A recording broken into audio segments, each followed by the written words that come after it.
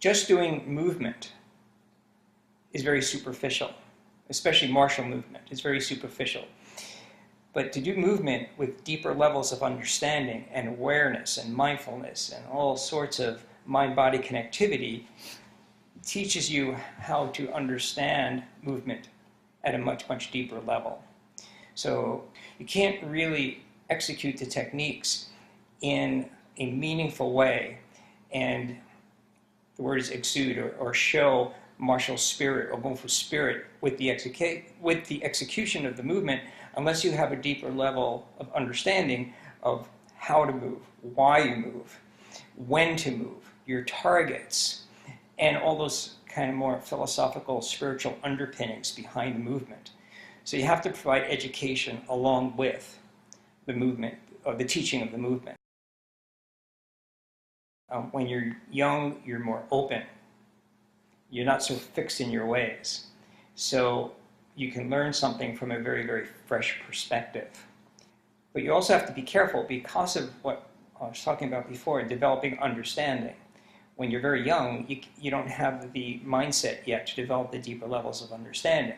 So for a teacher to take advantage of the positives of learning young, they have to make sure they structure the program in an appropriate way.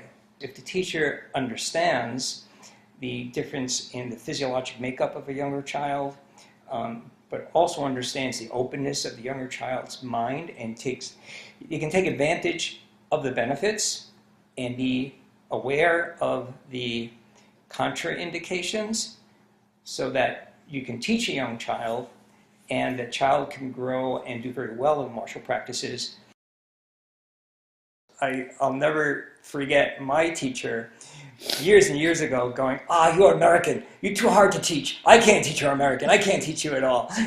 The biggest disadvantage of teaching the Americans is the cultural difference.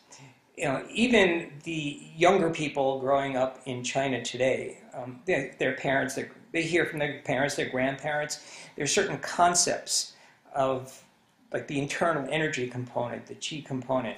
Even if they don't practice it, they've heard of it before. They're aware of it. There's a lot of things that, even if they're not so prevalent in the younger Chinese children's minds, it's still in the environment. You can't get away from it. And then you teach Westerners, and it's all foreign. They never heard of anything like it before. Graduated high school and went to Cornell University, and then decided to specialize in mechanical engineering. And it was actually my third job, was a job designing equipment for rehabilitation, sports medicine, human performance testing, diagnostics, and I've been designing that type of equipment ever since. It's essentially my whole career. I've always been interested in ancient cultures. I've always been interested in sports and athletics.